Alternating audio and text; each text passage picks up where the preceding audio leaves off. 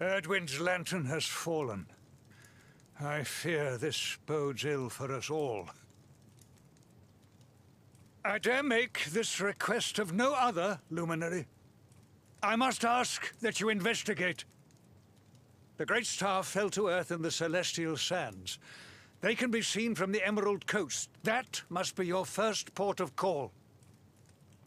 Emerald Coast, got it. Sire, I would ask your leave to join this expedition. And I think Hendrik's going to join our team again. I cannot atone for all that I have done. But perhaps in joining you, I might repay my debt at least in part. Bro, you are 100% Luminary, welcome. I will be your sword, your shield, your unswerving companion. Are we going to get the theme? Yeah, for the final time, the companionship theme. And this time we get Hendrik in his black armour, which we never got in Act 2 when he joined us. It's an unlockable armour in that act. But we've got it straight away this time. And this time we have now got 8 members in our party. So obviously in Act 2 we lost Serenica but gained Hendrik and still are stuck at 7. But this time we now fully have 8. And yeah, Heliodor's got no knights to defend it now other than Carnelian. Just trust it all to you. So it's the Emerald Coast, first port of call. So, I mean, yeah, can see just how different it looks now. And Hendrik has Hendrik's armour this time. Right, I can't remember what gear he had in Act 2 at all. He would have had a two-handed sword. What's the second best sword we've got? Because I want to keep me with that sword for now. It's got Hendrik's greatsword. Must be Night Cleaver?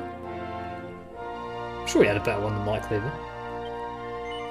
Oh well, we'll go with that. That's what I don't believe. It must have been a better one, surely. Oh, there you go, Demon's Bane. Is that two-handed? Yeah, it is. Why do I not remember him having that? I'm sure he had something else. Oh well, never mind. Right. Okay, we'll give him General's jackboots, because we might as well. And Cloak and a Fealty, I guess. So that's... presumably we have 2 of these, because we have Jasper's one as well. But anyway, we shall plough on. Off to the Emerald Coast, I think it is, so... To mention Princess Jade, King Robert, of course, our own king, yeah. I mean... Stars falling out the sky cannot be a good sign. Oh, we can finally go into Jade's bedroom. Yeah, Princess Jade has given us special permission to go in her own bedroom, but... when she gets back, so... what are the party going to say? Erdwin's lantern is the symbol of the Luminary. So yeah, I mean... in Act 1... there were conflicting accounts of what Erdwin's lantern was. Because a lot of people said it was Erdwin's star. It was the star of the Luminary. And it was a symbol of hope in Ardrea. And the black and red Tocqueville has just brought it down. Actually, that was quite sweet, actually. That again. That's Jade's drawing, isn't it? Jade's diary. My daddy and me. Lovely and sweet, huh? This chest might be decent, because... okay, loads of rings. We'll have to make a lot of accessories a bit later on, because at the moment the ones we've got are pretty naff. Okay. Right, off we go, I think. So we've got Hendrik with us for the first time.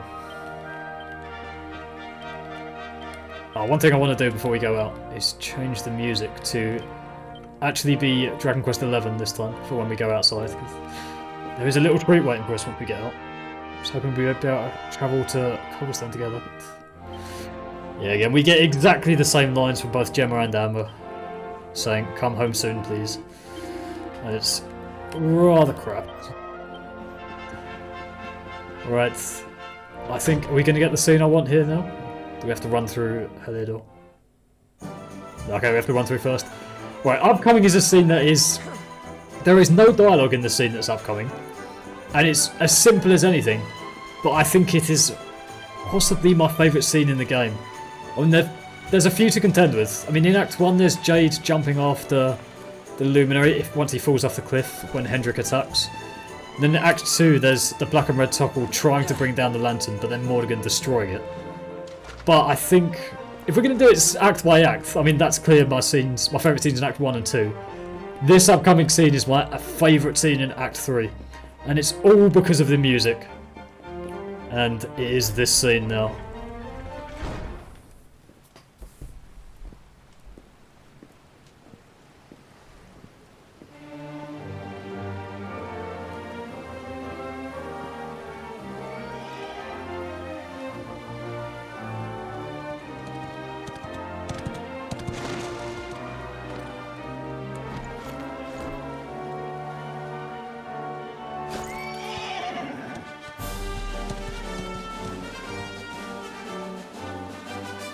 Absolutely perfect. I mean, I don't like the overall theme in Act 1 and 2, I do not like at all, but this is absolutely brilliant. I believe this is the orchestral version of the overall theme from Dragon Quest IV.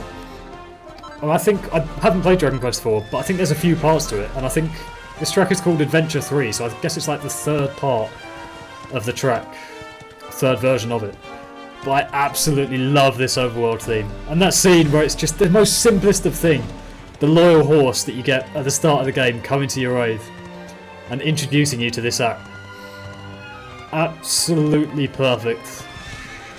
Love that scene and this theme so much. Now we're galloping past the part of Heliodor that we rarely see.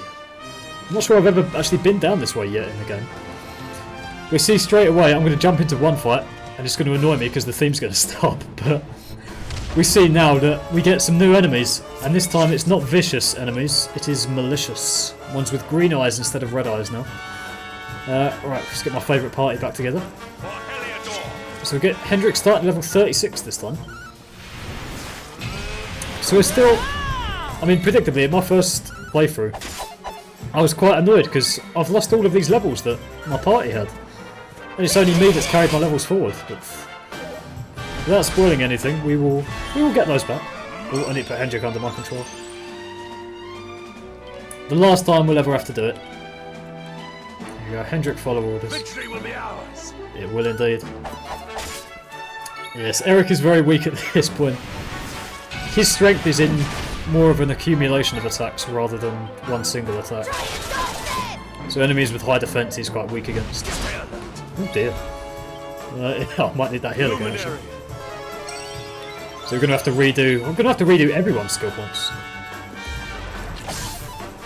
Completely missed. I mean, we'll keep Eric in, why not? Just because I like him. Jade is still a badass. I mean, she has got the poker from Act 2 to be fair. She's got a high level weapon, but just not the high level. And there's the Black Dragon. It's important to think as well, the Black Dragon in Heliodor Castle, the one that me and Eric ran away from in the very start of the game, that is now back to life. Because Act 2 never happened. Me and Hendrik never went into Heliodor and killed her. Right, I think this should lead us safely to the Emerald Coast. Here we go, we've got a cutscene.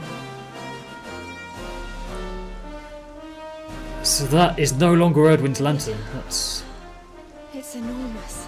It's another entity entirely. You can say that again. What the heck is it? That's the question. It's giving off waves of... oh, I don't know what, but... whatever it is, it's certainly not pleasant. Well, then it can't be Erdwin's lantern, can it? We need to do something about it, whatever it is. But how do we even get up there? I've missed Veronica, man. It's good having her back. We've got all 8 party members now.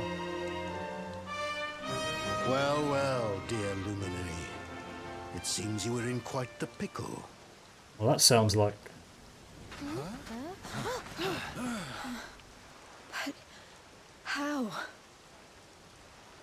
Mordegon, you're alive. Mordegon? What the fuck? We've killed him?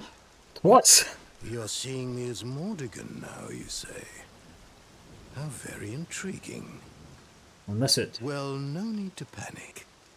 I'm not Mordegon. It's me. The one you people call the Seer. The Seer, right. Well, this is one of the big questions for Act 3. How can you be the Seer? And Eric and the Seer have had a relationship. Obviously, the events of Act 2 never happened, so the stuff with Elijah and Eric's memories being taken, that never happened. But the Seer told Eric from the very beginning that he would meet the Luminary deep underground, and he would be forgiven. So Eric knows this Seer. Oh, anyone can be the Seer, my young friend. Or should I say, Seer can be anyone. Depends on how you look at things, really. He's a riddler. Anyway, we can't have you all on edge like this now, can we? One moment. Seer's transforming powers retain. You got the beautiful theme again. Now, where were we? Ah, yes. I was having a lovely vision of you all riding Cetacea to see the Watchers. Oh. What the heck are you talking about? Well, we know exactly what the Seer means, but none of the others will. Let's just say that the hallowed tones of the Flute of Legend will carry you to every corner of the land. And leave it at that, shall we? Makes perfect sense to us, the player. What if the what will what? Honey, you're not making any sense. You don't have much time, you know. I wouldn't stand there gawping like that if I were you. There goes the Seer. I think we know what we're going to have to do.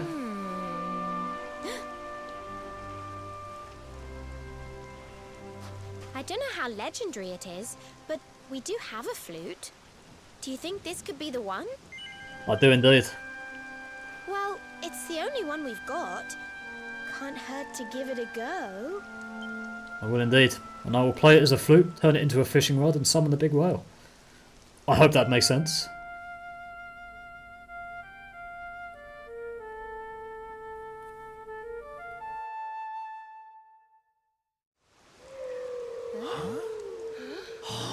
And there's Cetacea.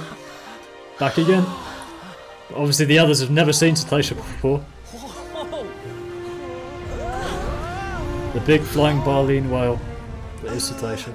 Is anybody else seeing kind of a huge, enormous whale flying through the air? I love Sylvander. Didn't the Seer mention us riding something called Cetacea? Oh my. She couldn't have meant that, could she? I think she did. It's the Luminary just smiling. Formless grin for? Anyone would think you went flying around on whales for fun. Well, I'm game if you are. All aboard! We've got a whale to catch and some watchers to meet. Yeah. Like that scene there is like very much Act 1 Veronica, the kind of all aboard thing. The kind of let's go on an adventure vibe. So, I mean, yeah, it's exactly, because we went back in time, Act 3 is an exact extension of Act 1. Act 2 never happened, obviously. We'll try and approach this Dark Star, but impenetrable aura of evil can't get any closer. Well, it's going to be exactly like Act 1 then. When we first got Cetacea, we went and saw the Watchers. It was the first thing we did before we went to the battleground. We're going to do it again, but obviously this time, the island of the Watchers was never destroyed. It was down there in a big pile near Octagonia before. But this time, havens above should be the full-on Watcher Island. They should all be alive. Indignus never came here and destroyed the place. And we get a theme to go with it. Last time it was completely silent. And that tapestry, whatever you want to call it, was on the ground last time. And that statue up in the top left. The island is restored. This place is insane. Who builds a town on a rock in the sky? Long ago, all was peace, all was harmony. Yggdrasil blessed us, faithful servants of World Tree. And there is our little Teletubby friend. So not the one we saw in Act 2. The Luminary undeterred completely. Shadow fell, horror from above. Plasmos. Now Shadow falls again. Perhaps he returns. Perhaps. Kalasmos. Dark One. Hater of life. Bringer of death. Now that's line. I did not appreciate the significance of that in my first playthrough. What they've revealed... No, actually I might save it for a little bit later, but he's called Kalasmos the Dark One. Luminary. Cetacea Rider. No time. Come, speak with Elder. These'll be the Watchers that Seer lassie was on about then, eh? It seems they know something of the Dark Star. Come, let us speak with their elder. Let's go. So I think Hendrik in Act 3 is interesting. Because, I mean, just prior, obviously we've experienced the whole of Act 2. But obviously that never happened. Because we went back in time. They do a very good job of the other characters not being totally at ease with Hendrik. Listen up, lad. Even though we the player know that Hendrik is exactly a good guy. And nothing other than that. Obviously he was manipulated all through Act 1. But the other characters aren't fully sure yet, I imagine. Because I haven't seen Hendrik as a good guy throughout any of Act 1. They've only seen him chase us, calling us the Darkspawn the whole time. And his kind of redemption in Act 3 is very quick. He spends the whole of Act 2 apologising to every new character as we gradually go around finding them again. But here he's just kind of taken in, but... Okay, we can't go in there yet. I think we're going to have to go around in that case. Speak to the Watchers as we go. So obviously these guys didn't exist in Act 2. Doing some sort of prayer or song. Or ancient prayer, there we go. Shit, is that the guy? Is that the cleaner of the temple in Act 2 that we met? The only surviving Watcher? It might have been. Although maybe the game will make a bigger deal if we do find them. Not sure. Fishing for birds? God knows. Right. Right, well I do want to do a bit of shopping while we're here. So we're going to go the long way around. Because I'm pretty sure this shop has some cheeky gear. I think a lot of our money is still in the bank. Is there... Okay, there is a bank around there. Right, okay, I'll go get me money first then. See, I'm still... Honestly, I'll say this much now. We are going to do everything in Act 3. The final boss will be the final thing we do in this playthrough. So we're going to find every outfit, all the mini medals, do every side boss. We are going to do the Talkington quests as well. Whether I film and record all of them, I don't know, because they are, some of them, complete pains. And we get our traditional friendly slime that is in every Dragon Quest game. 88,000 in the bank. Must have about 200k. We don't need to stay at the inn. We'll chat to these guys. 3 heroes of legend, companions of Luminary. If powers could be found, could be used to great effect. No monster could withstand them. Interesting. Picking up a lot of lore speaking to these guys. And a lot of backstory about the titular elusive age as well, and the heroes of old.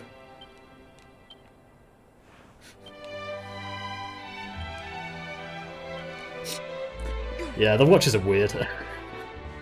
I don't know what other influences they've had. I mean, they resemble to me Teletubbies. That's the closest thing I can point them to. But I don't know if they're based on something. See, they're religious and spiritual characters. They speak in a weird tone. Must have had some inspiration from Yoda as well. I mean, all I'm basing that on is they speak weird. But well, maybe there's some sort of basis there. Can't remember if we spoke to this guy already, but we'll give him a chat to him. This guy above Gallopolis. Fallen world.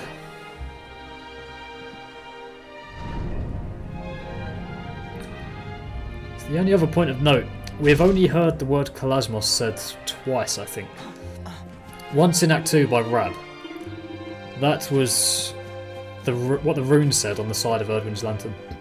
Or the bottom of it, at least. And we've heard it said by the Watcher.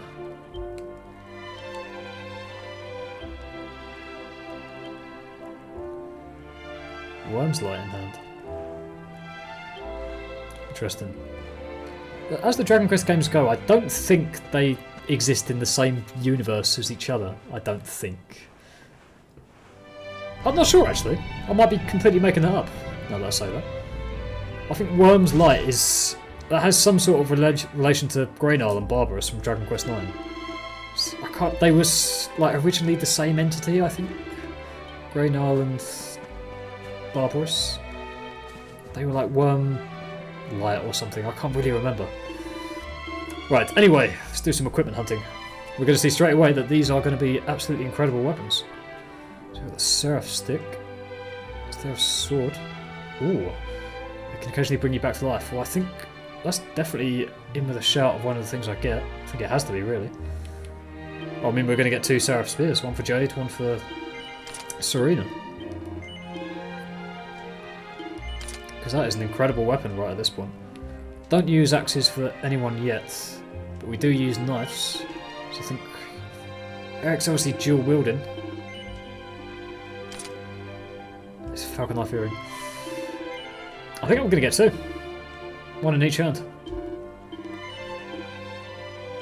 Okay, I'll probably have to go into his inventory and equip it. Seraph Stick. Well, the Silver Shield is good for everyone. But Serena's got a spear. Sylvando, it's not much of an upgrade. Oh, that's big. I'm just going to get loads of these, I think.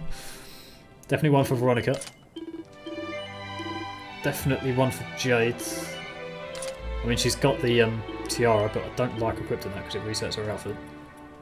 One for Serena. One for Rob, yeah. And at that point, I've spent all the money I've ever earned in one go. I think, do we go... I mean, that's quite cheap, actually. We'll get a Seraph Stick, and then Serena can switch to wands when she needs to, when she's casting Snap, Crackle, Poof. And I think that's everything. Now we can continue upwards. Not sure if I'm going the right way, but... Oh, is that another shop? I've just spent all my money, I hope it's not. Okay, it's a church, that's alright.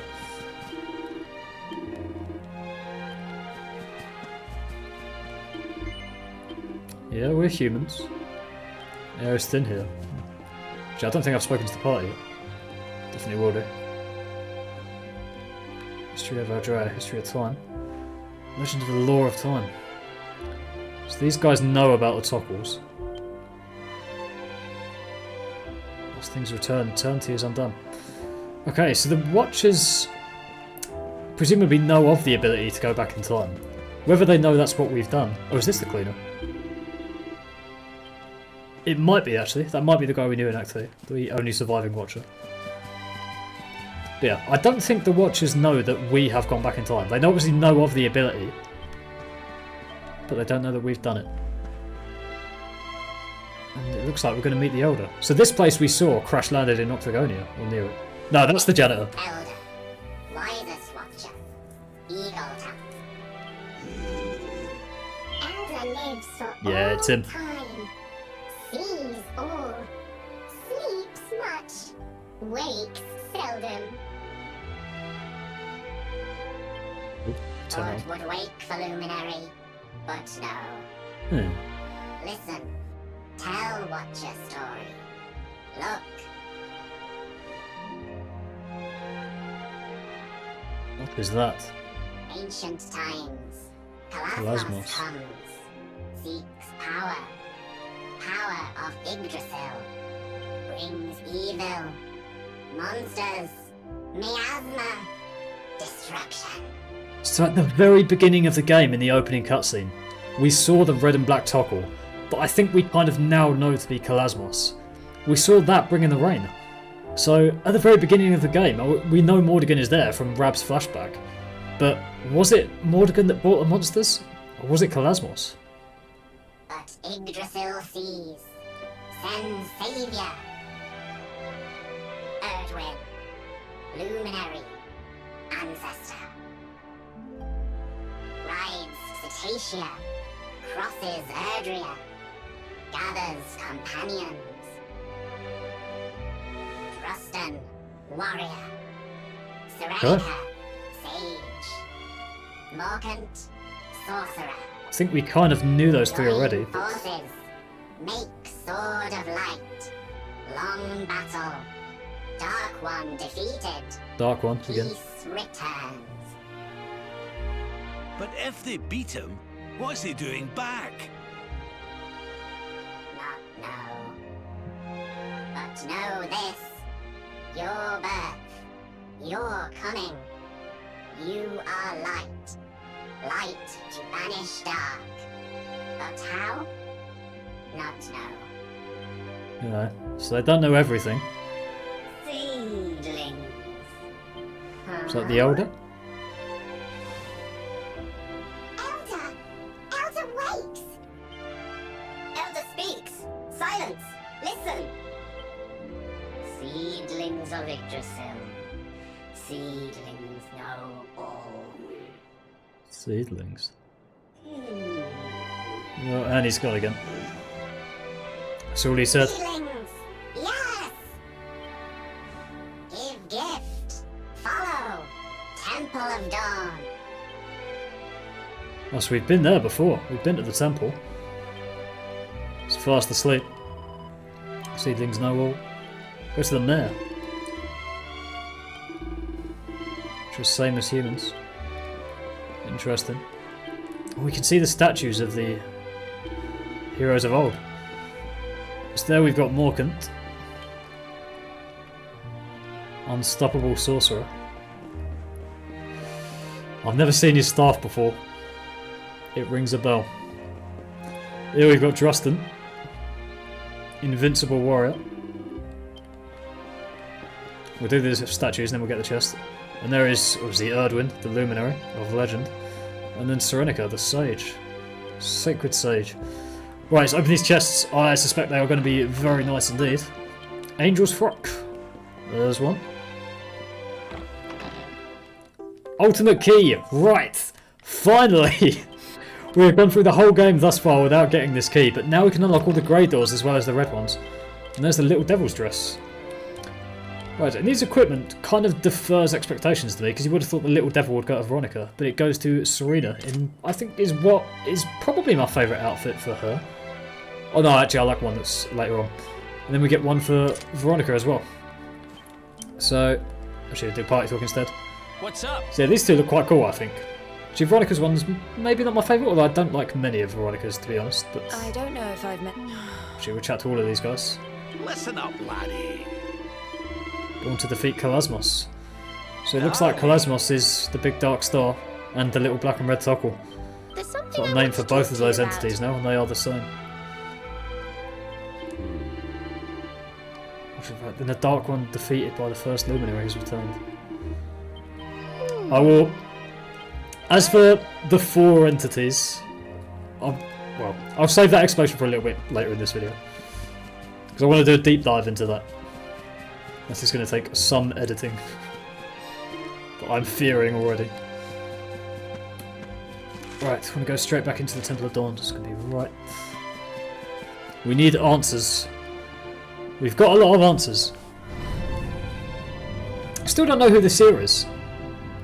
When we first saw the Seer in this act, we first saw them as Mordegon. And the Seer was surprised we saw them that way. And that's all we know so far. Let's grab this little sparkler. And head into the Temple of Dawn. So this is the only place that existed, this temple, in Act 2. And we got the guiding light here, and it looks like it's here again. I don't know if we carried... Did we keep the guiding light from Act 2, or did we offer it to the forge? And did it stay there? Can't quite remember. But there it is again.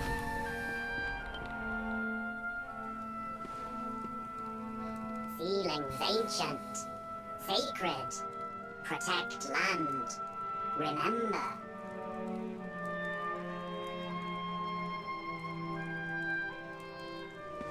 Feeling here, remember, but not Dark One, not how to beat. But seedlings below, on land, 3 seedlings. These two remember, perhaps how to beat, perhaps. Okay. Guiding light here. Raise hand. Well, we know this one. Wait, the mark. Yep. That is going to give us the light.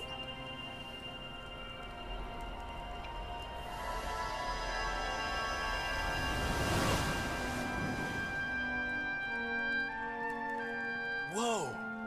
Did all that light just get squished down into that little thing? Pretty sure Eric said exactly the same thing in Act 2. There we go, we have reacquired the guiding light. And we know, for one, it can be used to alleviate the darkness in the battleground, and then for the forge.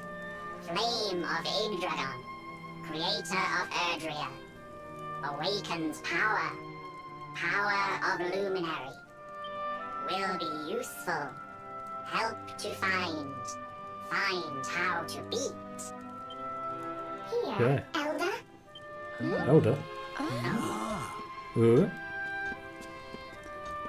Elder! Yeah, the guy on the right's the guy we knew from Act 2. That's the cleaner that Must survived. awaken power. Power of companions. Ooh. What do you mean? Elder walks! Praise be! Companions have light. Light of hope. Must kindle. Strengthen. Go on. Leaves of Yggdrasil.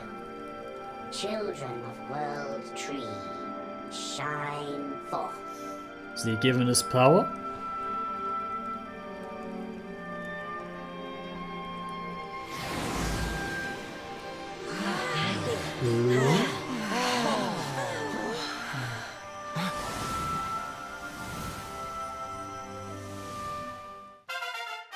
There we go.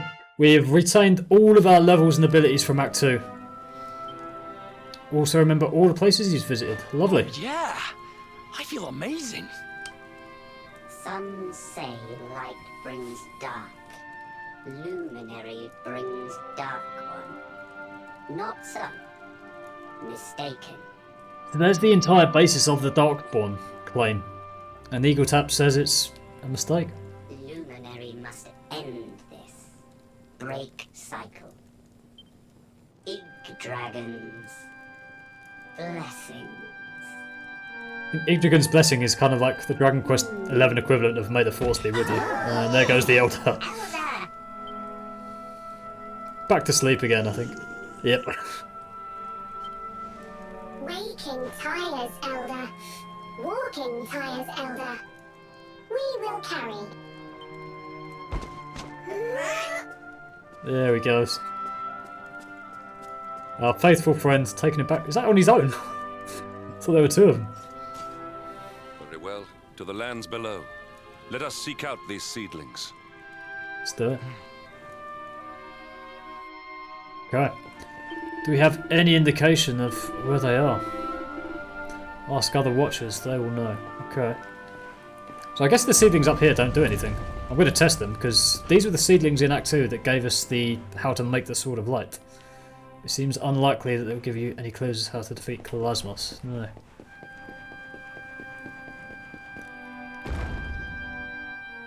So that brings the question. We were able to make the Sword of Light in Act 2 on our own. But we have the original Sword of Light this time. Can we make another, maybe? Like one in Temple, down below, on Mountain of Disciple of Training, Angrilar. There's another way faster. Well, I can use Zoom, I think. I think that's probably going to be the best way to do it, if we can indeed go back there. Oh, no, because there's too many items in this list. Angrilar. Okay, there it is. Lovely. Got all of our Zoom locations back by the looks of it. I don't know if they give you the ones back from Act 1 as well. I think it probably might. Okay, so we're back to Angrilar, and this will be the first time we've ever come here canonically in this timeline now. And straight away we're going to see this. The first time we came here in Act 2 we could not activate this. But now, by the looks of it, we can. So what is it going to show us? We're looking for a way to beat Kalasmos. We're going to see the forging of the Sword of Light again. Well, that's Erdwin. And yeah, that's the Forge again. Those are the three heroes of old. Note Morcant's staff again. I didn't notice that in Act 2, but...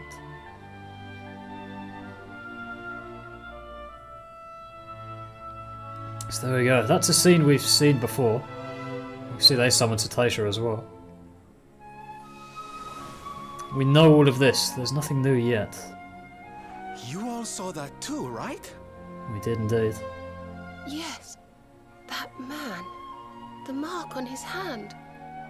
Oh, you don't think... They're saying word for word what they did in Act 2 when we first saw this. Aye, I do. And I've a feeling you've the same instinct, laddie, eh? That was Erdwin, the luminary of legend. Well, we've seen that they forged the Sword of Light together, but that doesn't tell us what happened with Erdwin's lantern. We need another seedling, laddie. We do. Alright, that doesn't help us too much yet. Right, naturally there are events up in Angular, but we're going to move on for now and try and find these other seedlings. I'm pretty sure we stumbled upon one in Act 2 in a previous episode. Obviously we couldn't activate at that point, but I think we can now. And I'm pretty sure that was the Svartdrost railway station. So that's going to be our second one. I can't quite remember where the third one is. I think pretty sure it's at another railway station. Can't think of where else it would be. And Svartdrost is... Oh, okay, the map shows us where they are anyway. Well, that's nice and convenient. Is it going to be this one? Oh, this is a... Is this Point of the Law? Laguna di Gondolia, okay, fair enough. Right, hopefully there's some treasures here as well. Yes. I love the Act 3 theme so much. I'm going to smile every time I hear it. It's so good. And I'm pretty sure it's from Dragon Quest IV, but I might have to go back and do more research on it. It's definitely not a new one, because there are no new good themes in Dragon Quest XI. Or very few anyway. I'm pretty sure what we're picking up now at Wormwood is quite a high level alchemy ingredient. It's very lovely, this place. I wonder if we can see the outcropping of the actual Laguna di Gondolia. I don't know if it's around here somewhere. We can see the seeding there. I want to just explore the little bits this place has to offer first. Okay, cut down, boy. I wonder if we can see it. Because the bit in Laguna di Gondolia was looking out to sea. So I imagine it's round that way somewhere, but oh well. Let's touch the ceiling, see if we get any more information on how to beat this dark star. We've seen Cetacea.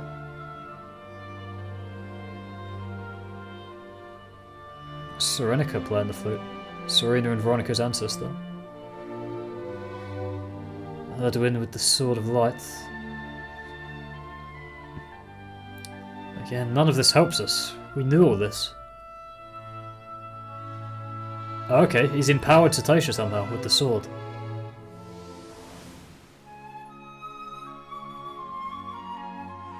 Wow! Did you see that? That was one well-dressed whale. Cetacea looked very tough all of a sudden, didn't she? Could dressing her up like that be the key to getting through to where Kalasmos is? I suspect it might. Well, let's not jump to conclusions. First, we need to see what the next seedling has to show us. I think so. All of Hendrik's interactions in Act 3 are very interesting to me. Because again, the characters aren't particularly familiar with Hendrik canonically yet in this timeline. Little talk up there, didn't see that. But yeah, I mean, we obviously as the player and the Luminary know that the Hendrik is wholly a good character. Just has faults in his trustiness. He served Carnelian for what, 10 years without clocking onto the fact that he was Mordegon. Right, final seedling. Is this going to be the Svartdrost? Yeah, Svartdrost in it because of the windmills. You know it's the Netherlands when it's completely flat and you see lots of windmills. Right, should be the final one, and are we going to get the answers we really need this time? So we know we have to empower Cetacea somehow. I don't know if it's implying we do need to forge another Sword of Light. We have a Super Sword of Light already. So the heroes of old were able to make a better Sword of Light than we could, which... interesting. Or is that just the game's way of saying, here's a better weapon than the one you had in Act 2? Maybe. Any chests around here? Not seeing any. Oh well, I think we killed a few of these guys in Act 2 anyway. Got 3 toggles there. Let's touch it and find out. Well, we need some more information.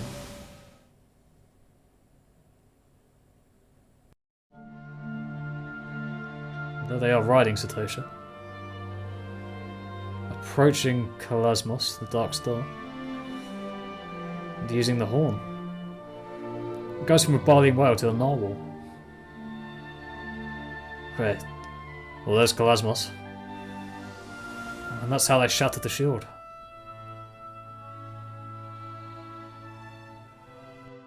That was Cetacea we saw, wasn't it? Flying toward the Dark Star. I think so. I suppose that means she really was the key to breaking through to the Dark One. But what Dark one exactly again. do we need to do to dress her up like the old heroes did? In another pickle, are we? The Seer.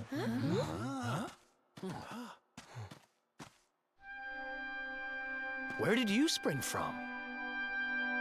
If you're looking to give Cetacea a little more oomph, you'll be needing the help of the sage, Serenica. But She must to be do long that, dead. You'll need to find her, of course, which will require another memory. Another one? But we've visited all the seedlings. Come a little closer, would you, Veronica, dear? My eyes aren't what they used to be.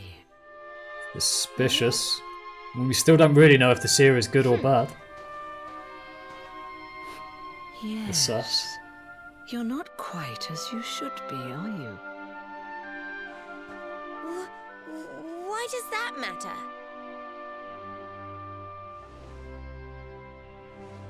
Here, pop this on for me. Little charm.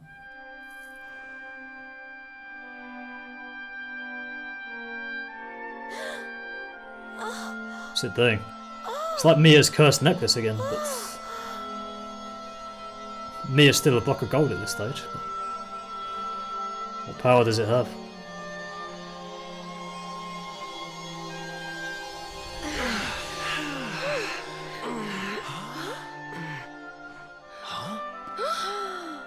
And for the first time, Honey, is it really you? we are going to see Well, I'll be. it's adult Veronica.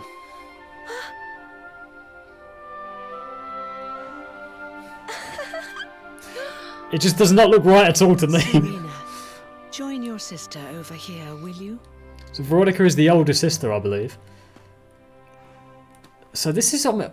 Veronica's young all because of Jarvis's spell in the very As Act I'm 1. sure you're well aware, your destiny is to guide the Luminary. When the two of you get together and pray with all your hearts, well, then miracles can happen.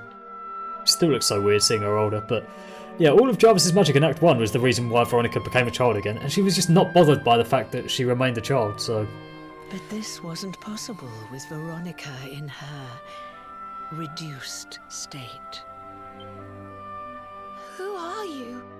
Who are you really? Now that's the question. Now, are you No ready answer. to fulfill your destinies? I'll need you to pray like you've never prayed before. Can you do that for me? There we go. We're going to see the legendary Arborian Might, I think.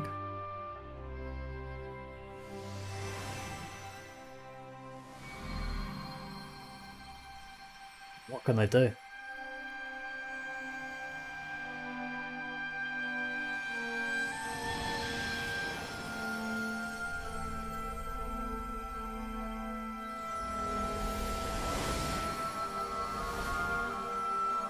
Turning into a tree. It's just like Celestia in Dragon Quest IX when Xenos tries to destroy the Protectorate. Turns into a tree to stop him, but...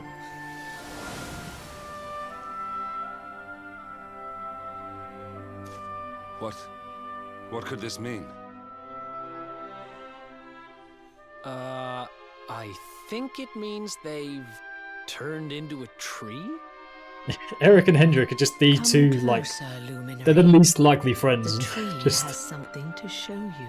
They're the least in common. I mean, Hendrik hunted Eric just because he was a criminal. But... Right, we will naturally chat to everyone first. Who is the Seer?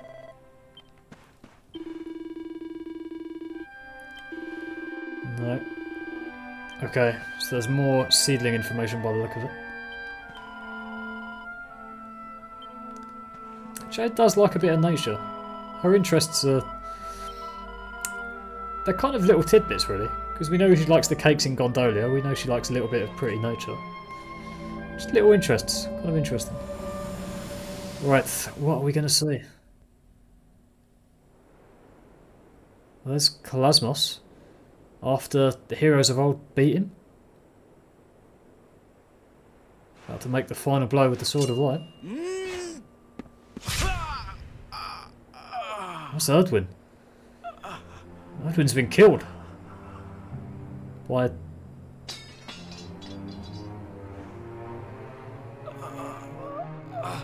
Morcant?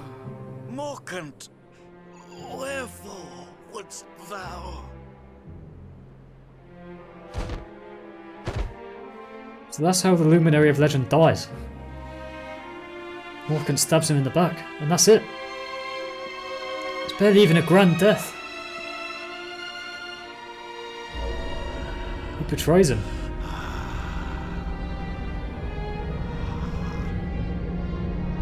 It's Kalasmos, is he stealing his power?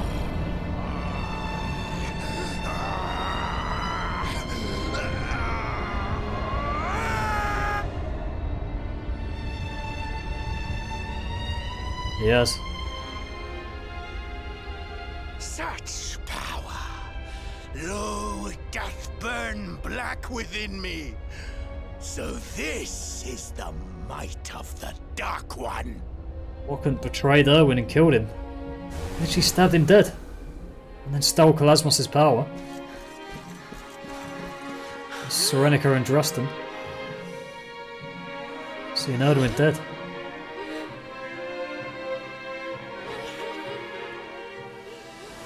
And that's how their story ended. I mean, the game does so well to subvert the expectation that those were the heroes that saved everything and they were just... Of all the low down...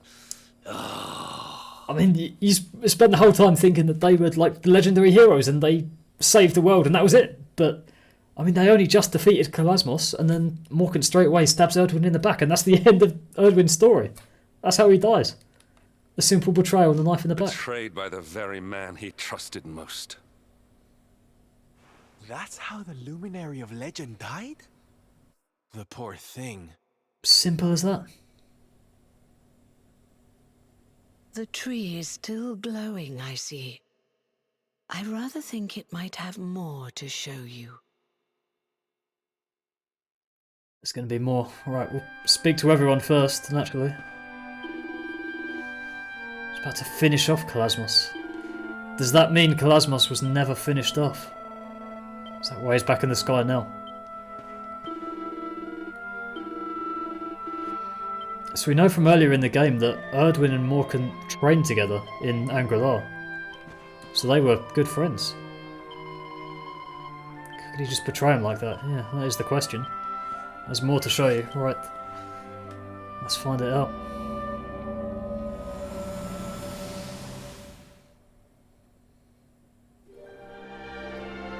Serenica in Gallopolis. And Drustan there as well with the Watchers. No weapon save the Sword of Light may end the Dark One's life. Cannot be used. No luminary now. Only he may wield. Eagle tap again. Thus cannot kill, but can imprison. Serenica. So they couldn't kill the Dark One. Morcant's betrayal meant they couldn't finish him off. Friends, lend me thy powers, that I might bind him and banish him forever. I wonder if she has the same voice actor as Serena. They do sound quite similar. It is different, but similar. And there's Teletubby magic. And there we see the rune. The rune that we saw on Erdwin's lantern in Act 2. And there we go, that's the prison for Kalasmos. So Erdwin's lantern was never a star or a symbol of hope, it was a prison for Kalasmos. And that's what the rune on it said, Kalasmos, that Rab read in Act 2. And they sent it way up high.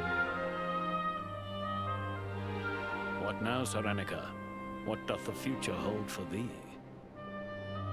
The Sword of Light belongeth with the World Tree. I mean to bear it thence. Thereafter, I shall venture forth upon a quest. I shall seek him out. I shall find him. Erdwin, he's dead. So now we know how the Sword of Light got there. Serenica put it there after Erdwin was killed. Erdwin, my love, I will be reunited with thee. I swear it. My love. So, Erdwin and Serenica were partners, by the looks of it. And that's the Library of Sniffelheim. So she's got a sword. Well, that's the Tower of Lost Time. So was Serenica trying to go back in time? Trouble is, she didn't have the Sword of Light, and she's not the Luminary. Where's the Timekeeper? Time's sphere. I need only shatter it, and... It's not gonna work.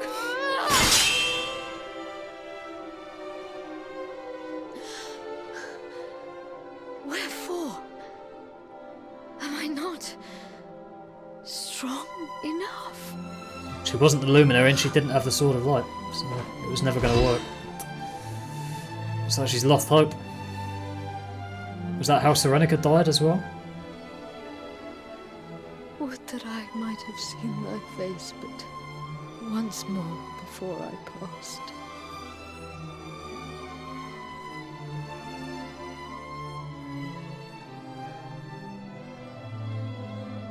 Tockle. Fucking love these guys. Oh, I love seeing them in this bulk as well around the tower. I think we're going to see some Tockle magic now. Are they bringing her back to life? Healing her? They've turned her into the Timekeeper. So the Timekeeper we saw at the end of Act 2. That is Serenica. The Sage of Old. So she's still up there in the tower to this day.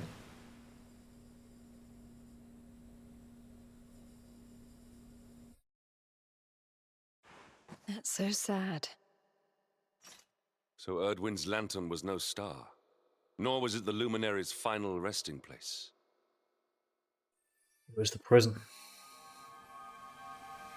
Is that everything? We've seen it all now.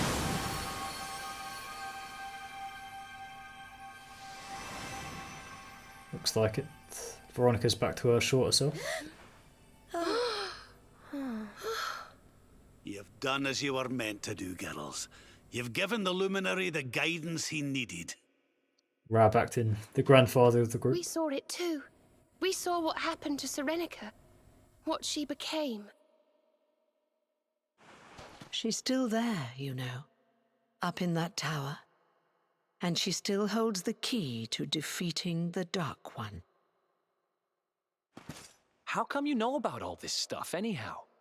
Didn't it all happen centuries ago? There's the question. Are we finally going to get an answer? My inquisitive young friend. Perhaps I had better show you.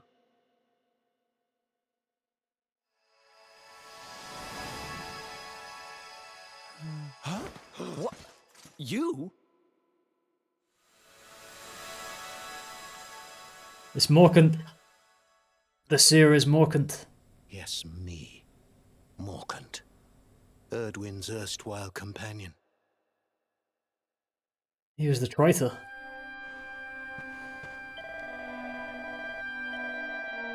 So why is the Seer Morcant helping us?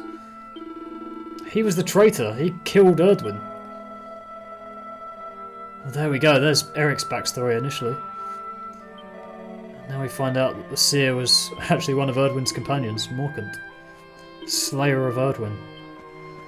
Yeah, why did he do it? And why, if he did do it, is he helping us now? So we know Serenica's still up there as the Timekeeper. We know that Erdwin is dead. Morcant is here. We know about 3 of the heroes. We don't know about Drustin. There was a voice, you see. A voice inside my head. As Erdwin raised his sword to smite the Dark One, it spoke to me. Strike him down, it said. Kill him, and I will grant you power beyond your wildest dreams. So we know the Seer is Morcant. We know Morcant took all of Kalasmos' power. What did he do after that? I tried to close my heart to those intoxicating words, but before I knew what was happening, my friend lay at my feet. The Dark One's power filled me, corrupted me, poisoned my mind. I became Mordegon. And there we go. That is the final answer to the final question. The Seer, Morcant, and Mordegon are all the same person. So after Morcant stole Kalasmos' power, he became Mordegon. And, I mean, I've never noticed the detail in the staff before, which is something you probably could have picked up in Act 2. Morcant's staff is the same as Mordegon's. Also, the names are similar.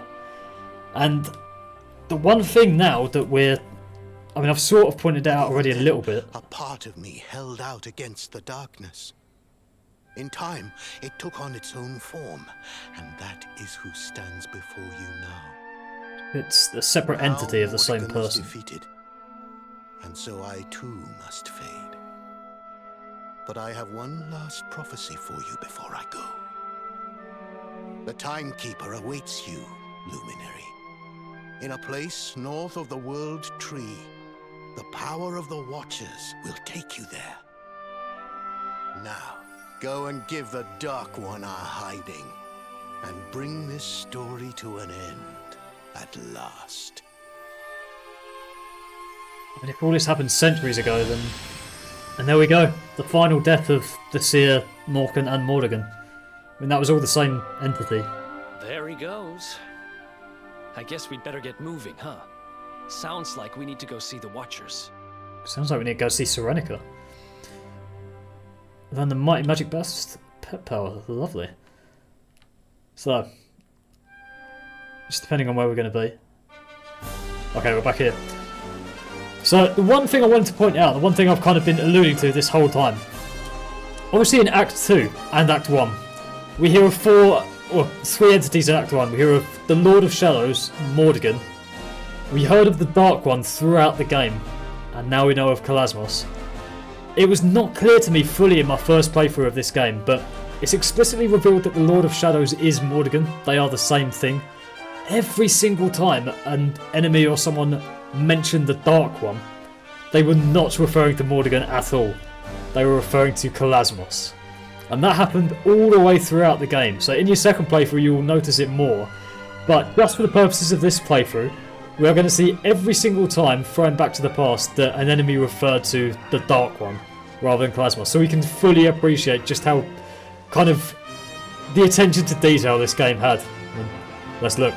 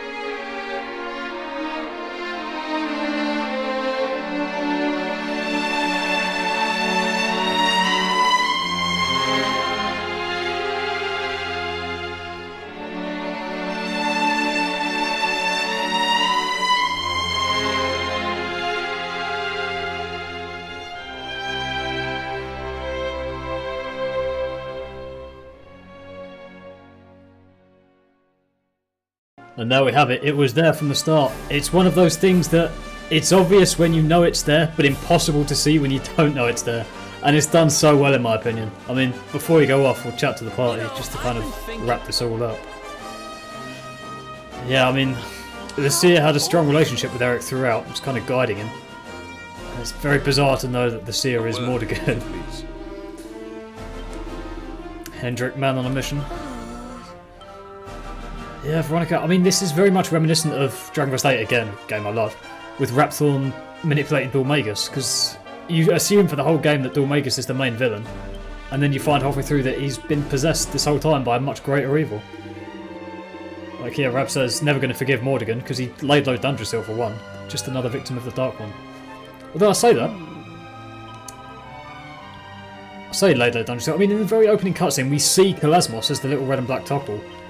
He was the one that brought the rain, and potentially the one that brought the monsters as well, even though we know Mordegon was there. So both of them were there that night.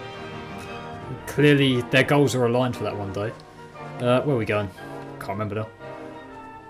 I get confused about which of these is a mod and which isn't. Haven's Above, there we go. So I think the outstanding questions are really, why did Kalasmos... Well, for one, why did Mordegon lay low for a long time? Because obviously Morcant absorbed Kalasmos' power after they beat him initially. And we get references from Act 1 that Mordegon once laid low to a lot of places. And in the final fight with Mordegon in Act 3, where he isn't at his full power, Mordegon confesses that he was the one that destroyed Svartalfheim to Hendrik. So clearly Mordegon was a big presence in a much longer ago. But then he went into hiding for a while. So I can only presume he was trying to lay low and let the world forget. I don't think this is the right place as well. Try and lay low and let the world forget that, you know, he's a big power player, so that he could strike at the opportune moment in the heart of Yggdrasil, which in Act 2 he succeeds in doing perfectly. And the second question is, why did Kalasmos try and bring down the lantern and bring himself back to power in Act 2, when Mordegon and the Luminary were still at large? It kind of makes sense for Kalasmos to ignore the Luminary in Act 2, because the Luminary at that point had no idea whatsoever what the Red and Black Toggle was, or who Kalasmos was. So Kalasmos didn't see the Luminary as much of a threat. The question is, why did he ignore Mordegon, when Mordegon was at that point at his full power? Did Kalasmos assume that Mordegon would be distracted? That's why the plan failed. I mean, Mordegon showed up and put the star down immediately. Kind of ruined Kalasmos' plans of coming back. Fun about a clash with Kalasmos. But yeah, that is the question. I mean, Kalasmos played it perfectly coming back in time with us and wait until we'd killed Mordegon. And so he could... Because at that point, after we'd killed Mordegon, the only thing that was to cause a stir in our mind was Mordegon saying, we're not the only ones to have come back in time. So Mordegon knew of Kalasmos throughout, essentially. So, Luminary. Seedlings found? Guidance granted? They were indeed, and we know that Mordegon... Scent.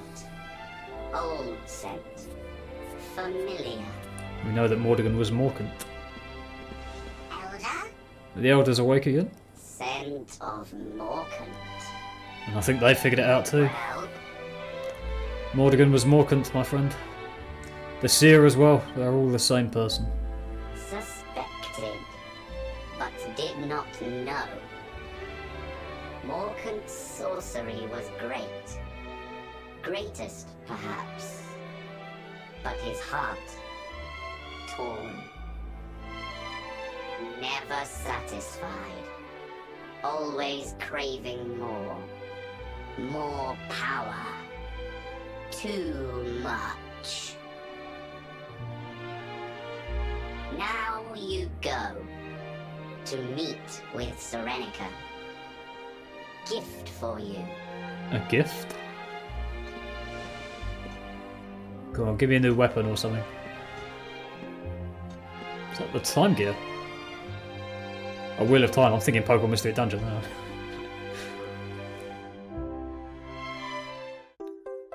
There we go.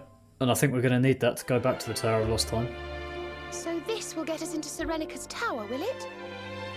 Believe so. Thank you very much, Elder Eagletap. Send regards to Serenica. Eagle taps.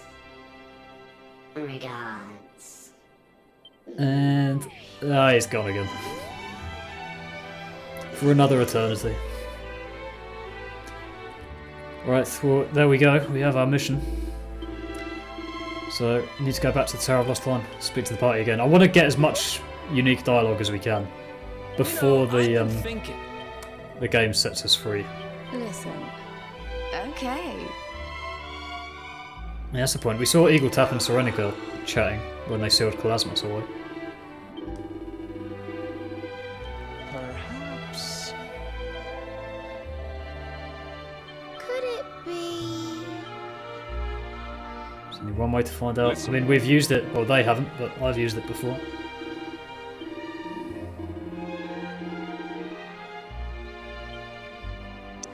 Whatever. What a load of nonsense. Right, we're off. So it's kind of, I mean, this grand reveal is kind of nice in the aspect that up until this reveal, you assume that Mordegon is just another classic Dragon Quest arch-villain, who's just sort of evil for the sake of being evil. But no, he was much more than that. He was a man before. A sorcerer who just wanted more power, really. No, other one. I'm going back to my favourite little place again. The Lost Land. This place being quiet as well with no music is just such a nice touch. We're here at night as well, it's going to be even prettier. Need to go to all the railway stations at one point to get all the treasures. Yes. Oh, it's so beautiful. I think of all of the entities that are aware of time travel, I mean, Tockles, I was going to say they'd never get much of a personality, but... You know, more I've dialogue, been thinking. Hello. But they do in the definitive version, because Tockington. Let's have a nice little chat. There's something I want to talk to you about. So these guys cannot see the Tockles at all. Journey's drawing to a close. It's kind of weird to think of the time frames in this as well, because I mean, this is immediately after Act 1. So we did all the events of Sniffelheim and Eric's hometown, then we went to Arborea, and then we're straight into this. All of Act 2 is forgotten. It worked. That's grand. Let's go and meet Serenica, shall we? Let's do it. Come on, laddie. We've a date with destiny. Keep getting these thoughts thrown off. I was going to say, of all of the entities that know we travel back in time, of which there are not many, Mordegon realises it just before he dies. Kalasmos knows, obviously, because he came back with us. The Tockles are... I think, are all the Tockles immune to flow of time? Or is it just this tower itself? Or just the time capsules? Well, I think once we chat to Serenica, the Timekeeper, we will find out. I can't remember if the treasure's reset in this place as well. I'm going to go back and try and... Going to be able to see it from here? No, I don't think so. It'd be an interesting touch if the treasures in this place didn't reset. I don't think that is the case, thinking about it. Interesting to remember if they're different as well, because I'm pretty sure in the chest at the end of Act 2 was at A gate, I think.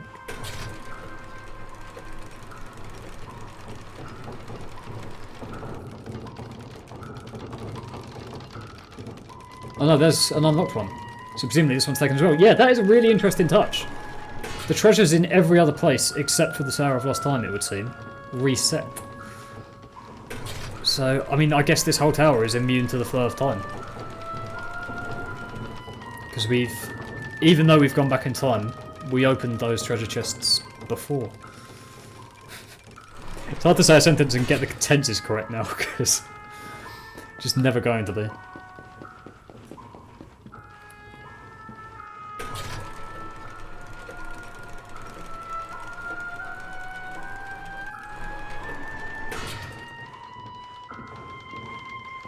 Still do quite like this theme. Just it is very empty and very nothingy. There are very few in Dragon Quest XI that I do really like. As in ones that were new for the game. Plenty of good old ones.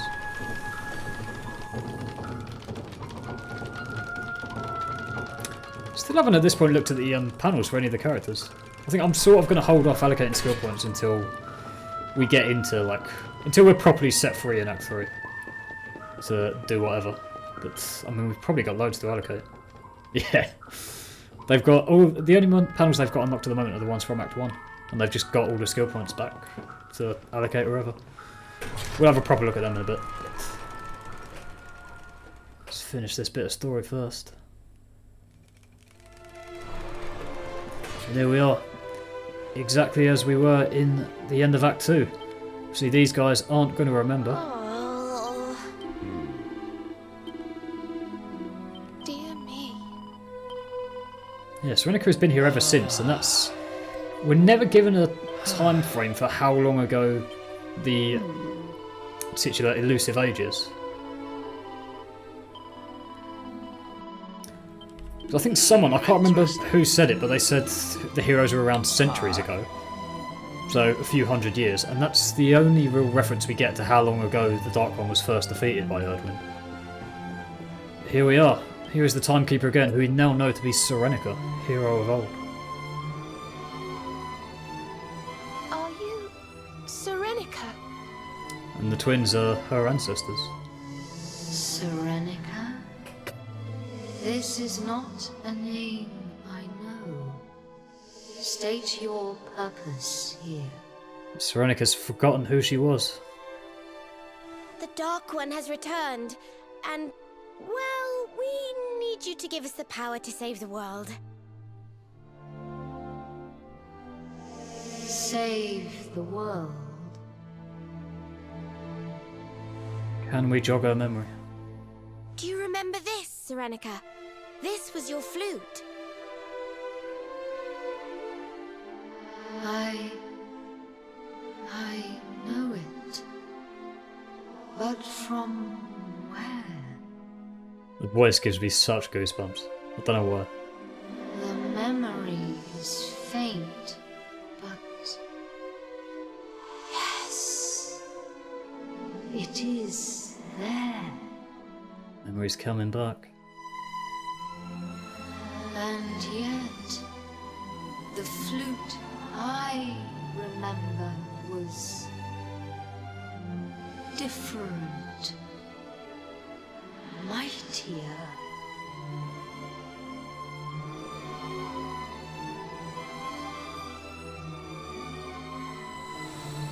Ooh, we getting its powers back? It can play but one melody, but it is a great one. It is a great one. A sacred one. Oh, it is. A song of awakening. It's a banger. A song handed down through the years. First in Dragon Quest III and then Dragon Quest VIII. I think we know that song.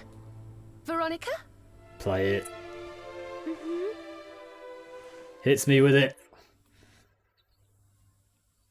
Rejoice! Rejoice! The time is come! It's a vocal remix, is it? Arise! Awaken, Holy One! We offer unto you the skies. Serenica ad-lib. Fly free once more! Arise! Arise! Play it, please.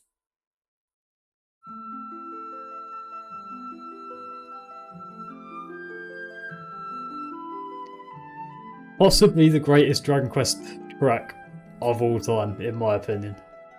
Heavenly Flight.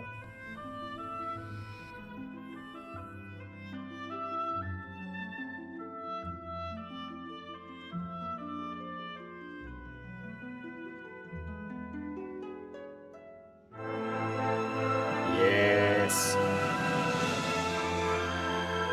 I must have heard this possibly 1,000 times over the course of my life. So many times in Dragon Quest VIII, I've done so many playthroughs of that game. And it's when you fly with Imperia's Godbird Soulstone. And I must have done that hundreds of times. So. Oh, it's just such a gorgeous track. Power's going in because of the Sword of Light. The Super Sword of Light, that is. The original.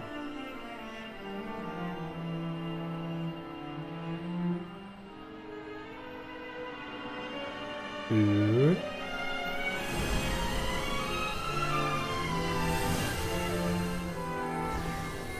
And there's the light coming out of the tower. What's it gonna do? Oh, it's found Cetacea. How lucky it was that she was flying just above at that moment. Oh, there's the armor we saw in the vision.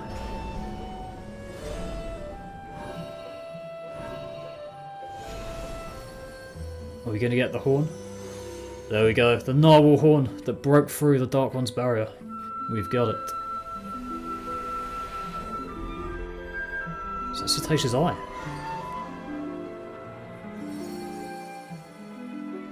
It is.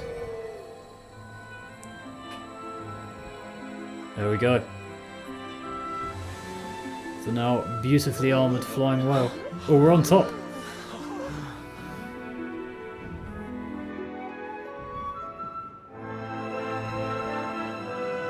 Oh, Cetacea, darling, you're looking just fabulous. A vision. Literally. Long have Ooh. I waited, since the time of Erdwin, Cetacea can talk. since the last great clash with Kalasmos.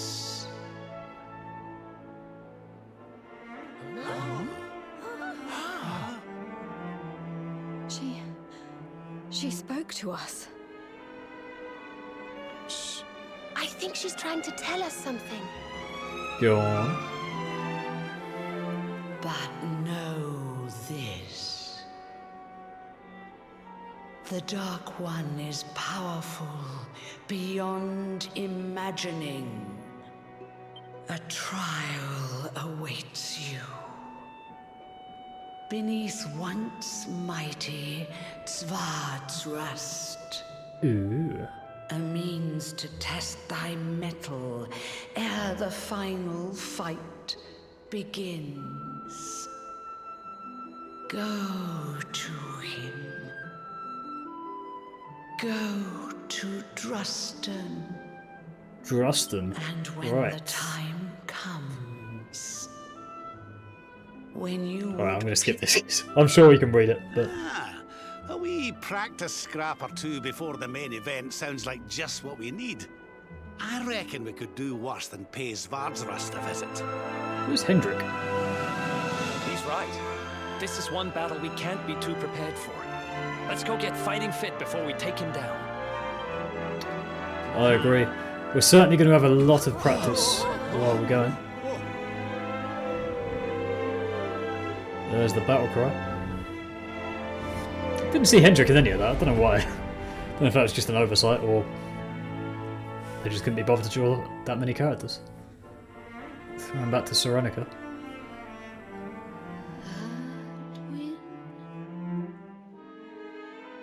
Very interesting. And that, I think, we are going to pretty much leave it there. So, we've now been given free reign for all of Act 3. We can go anywhere, do whatever we want, and in the next episode, that is exactly what we'll start doing. So, thank you very much for watching. Leave a like, subscribe if you enjoyed, and I'll see you then. Peace.